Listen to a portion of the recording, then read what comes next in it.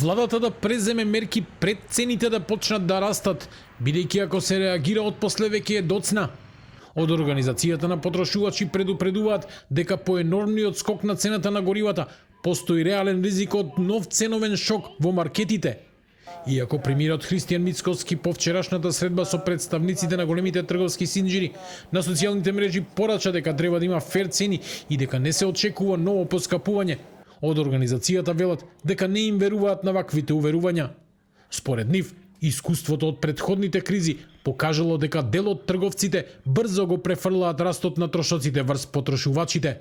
Се сеќавате за солидарниот данок? Како реагира економските оператори? Да. Затоа што државата спротивно не реагира на тие нарушувања, на тие да речеме пазарни парадигми. Ако вие неетички се однесувате кон пазарот, казнете ги по обрните средства. Нема да ги казнете по некои паушали кои ги ваѓаме, кои се вака смешни во тој смисла. По средбата со трговските синџири, премиерот соопшти дека заеднички било заклучено цените на производите да останат фер и да нема ново зголемување. Тој порача дека нема да дозволи профитерство на грбот на граѓаните и дека институциите ќе следат состојбата на пазарот. Доколку се појават злоупотреби, најави дека државата ќе реагира со соодветни мерки. Во меѓувреме, државниот пазарен инспекторат веќе спровел засилени контроли. Од 2 до 6 март направени се 492 инспекцијски надзори, при што се утврдени 89 прекршоци.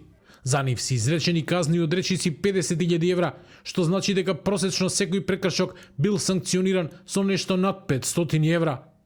Дел од економските експерти сметаат дека токму ниските казни го охрабруваат самоволието на трговците, особено во време на економска неизвестност.